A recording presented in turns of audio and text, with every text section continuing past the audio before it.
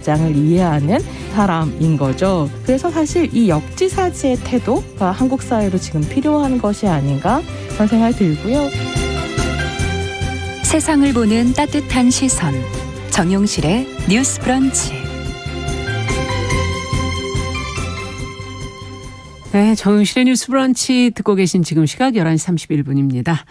자, 이번에는 시인의 눈으로 뉴스와 세상을 좀 들여다보도록 하겠습니다. 시시한가 방수진 시인 자리해 주셨어요. 어서 오세요. 네, 안녕하십니까. 오늘은 어떤 뉴스를 좀 같이 볼까요? 네, 아나운서님께서도 반려견 키우고 있어요. 네, 광주 아이파크 아파트 붕괴 사고 같은 이제 위험한 사고 현장에서 잇따라 실종자를 찾아내서 이제 국내 최고 수준의 경찰 수색견으로 꼽혀온 이제 미르가 보도에 나왔었죠. 네, 뇌종양으로 세상을 떠났다는 이제 소식이 전해졌어요.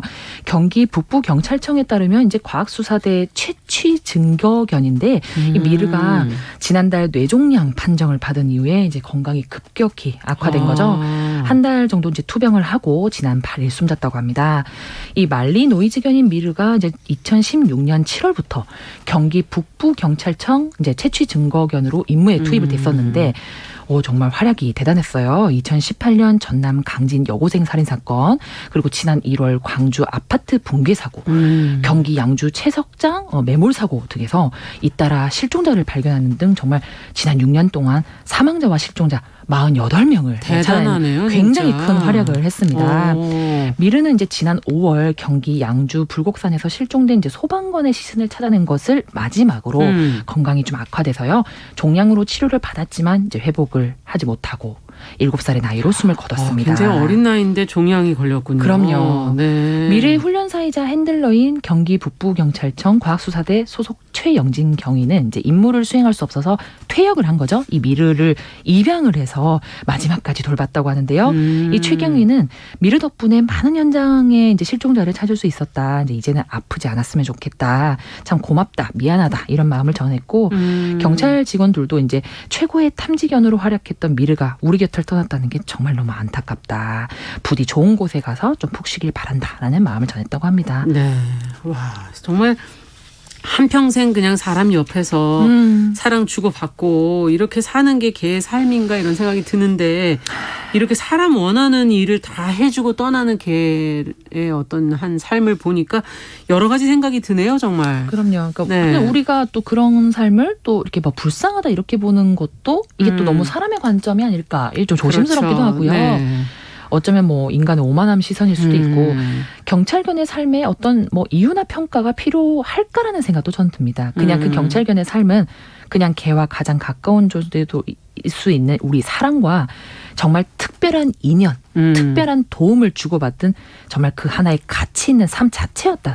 저는 그냥 그렇게 바라보고 싶습니다. 네. 근데 이제 경찰견도 그렇고 군견, 뭐 119 구조견 사실 우리 삶에 많이 이런 부분을 채워주고 있는 부분인데 고된 업무에 지금 투입이 되지 않습니까? 그러다 네. 보니까 몸이 좀 빨리 망가져서 이렇게 병으로 죽기도 하고 또 살아 있어도 그 혹시 모를 그 공격성이 혹시 있는 거 아닌가 하는 오해 때문에 은퇴 후에 입양, 일반 가정으로 입양이 좀 어렵다는 얘기도 들어본 적이 있는 것 같아요. 네, 맞습니다. 이건 좀 안타까운 거 아닌가요? 좀 안타까운 일이죠. 경찰견도 뭐 사람으로 따지면 경찰 아니겠습니까?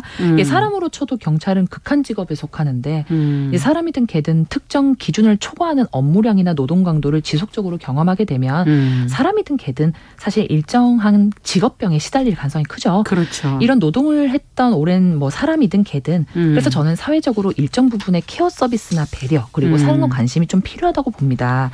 삶의 오랜 시간 동안을 이제 특수 업무에 종사했던 개들이 좀 오히려 공격적이고 건강하지 않다라는 인식 때문에 입양을 꺼려하는 사람들 정말 많다는 소식에 가슴이 아픈데 이렇게 무관심하게 그냥 그렇구나 하고 둘 것이 아니라 정말 많은 사람들이 이 특수 목적견의 입양을 선택할 수 있게 좀 사회적 제도적 지원과 조치, 캠페인 등이 필요한 시점이 아닐까라는 생각이 듭니다. 그렇군요. 일부 지자체에서는 그래도 이 특수 목적견을 입양하는 시민에게 뭐 의료비도 지원하고 네. 여러 가지 지원이 있다고 그러던데요. 네, 이런 지원 같은 경우는 저는 굉장히 실질적 지원이기 때문에 큰 도움, 큰 효과를 발휘할 것 같다는 생각은 듭니다만 그것보다도 우리가 만약에 이제 그들의 입양을 꺼려하게 된다면 물론 그것보다는 좀 그들에게 가지는 편견, 선입견, 막연한 불안감과 무서움 때문이 아닐까 이런 생각이 들어요. 그래서 사회적 캠페인과 인식적 측면에서의 노력은 빠지지 않아야 된다. 그래서 제도적과 인식적 어떤 지원과 개선이 동시에 이루어져야 된다라는 생각이 계속 듭니다. 네. 외국에서 예전에 제가 해외 토픽 이런 데서 봤었던 것 같은데 외국에서 이 경찰견 마지막 떠나는 길을 거수경례로 이렇게 쫙 보내주는 그런 장면을 네. 본 적이 있었거든요.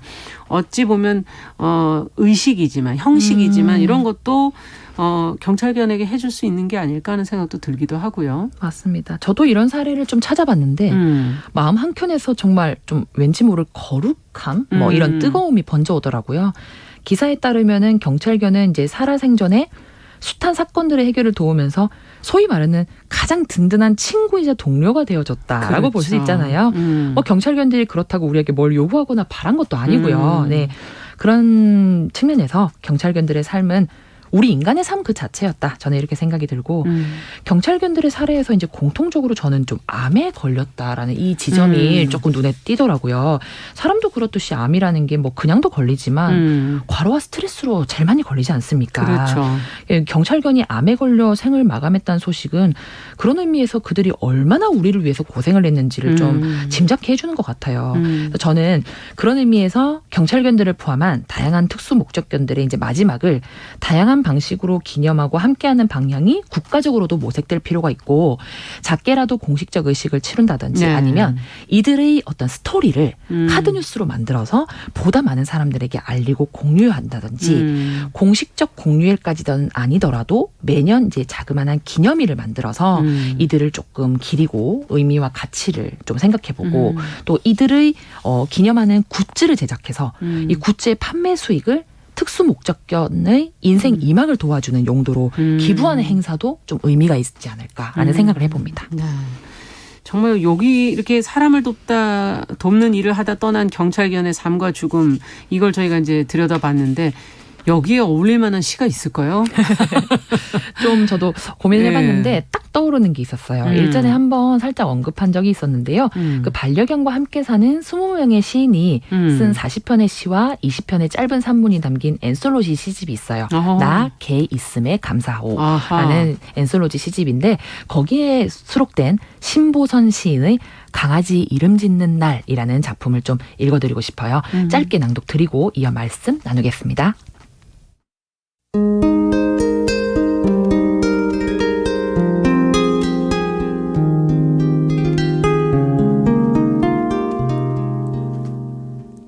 강아지 이름 짓는 날 신보선. 오늘은 온 식구가 모인 날이다. 조만간 집에 들일 새 강아지 이름을 짓기 위하여. 지금 같이 사는 개는 한국어와 산스크리트어를 조합한 잘생긴 보살이라는 이름이다. 당시 어머니는 개는 개일 뿐이라며 반대했지만 나는 개에게도 불성이 있다고 고집했다.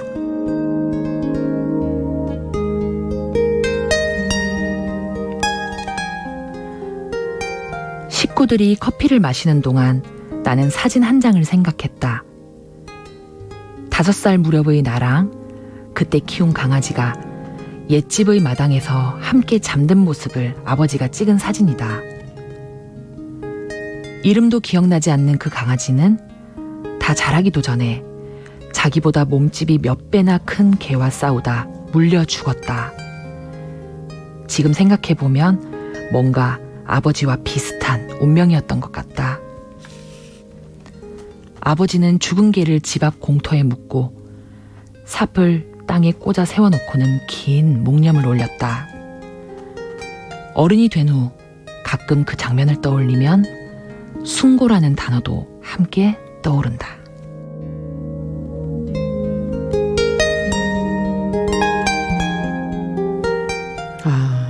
어릴 때부터 개를 키우셨네요, 신보선 씨. 네, 굉장히 그 반려견에 대한 사랑이 깊은 것으로 그러시네요. 유명한데요. 그렇군요. 이 작품을 보면 신보선 시인의 가족이 실제로 이제 새로 들일 강아지 이름을 짓기 위해서 가족 회의를 한 거죠. 갑론을박을 하게 되는데 그러던 와중에 신보선 시인이 이제 기억 속에 한 사진을 떠올립니다. 그리고 그 강아지 이름을 이제 숭고라고 짓자라고 얘기를 한 거죠. 신보선 시인에게 개란 어떤 의미에서는 이제 숭고함과 다르지 않은 존재였던 겁니다. 이 시집에서 이제 또 다른 시인들도 자신에게 이제 개와 함께하는 삶이 어떤 것인지에 대해 굉장히 인상적인 말을 많이 남겼는데요. 남지은 시인은 개와 함께한다는 것은 나 아닌 한 생을 돌보는 것이다. 태어남부터 사라짐까지 한 존재의 반짝임이 나에게 스며드는 것이다 라고 말하고, 박시아 시인은 개와 함께한 이후 자신은 개의 시인이 되었다. 그리고 덕분에 세상을 보는 창이 밝은색 필터를 씌운 것처럼 환해졌다라는 고백을 했어요. 맞아요. 저는 오늘 뉴스를 준비를 하면서요. 그 인간으로 살아가면서 정말 다양한 동물과 마주하고 공생하면서 뭐 친구 같은 생명 많이 마주하지만요. 그중에서도 개와 사람의 관계만큼 그렇죠. 밀접하면서도 뜨거우면서도 감동적인 사례가 있을까라는 생각이 들었어요. 우리의 동료로서 친구로서 평생을 살다 하늘나라로 간 특수 목적견들의 삶을 떠올리니까 이들의 고마움을 과연 우리가 뭘로 표현하고 다 갚을 수 있을까. 그러네요. 가슴이 먹먹해졌는데 신보선 시인의 말처럼 뭐 사전적인 의미를 떠나서 그들은 우리와 함께 했고 함께 싸웠고 함께 이겨낸 가장 가까운 존재였기에 저는 화법의 확적성을 떠나서 그들의 또 다른 이름을 숭고라고 불러도 괜찮을 것 같다라는 생각이 들었습니다.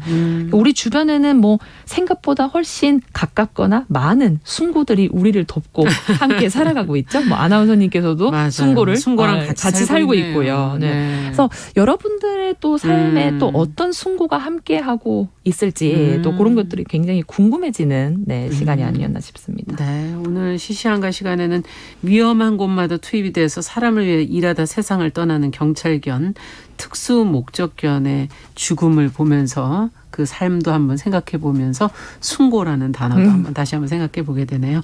방수진 시인 감사합니다. 네, 감사합니다.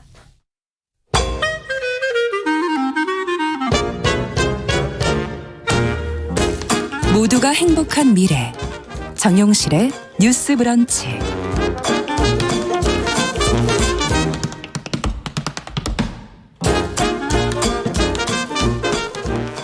네, 정용실의 뉴스 브런치 듣고 계신 지금 시각 11시 43분입니다. 이번에는 국제사회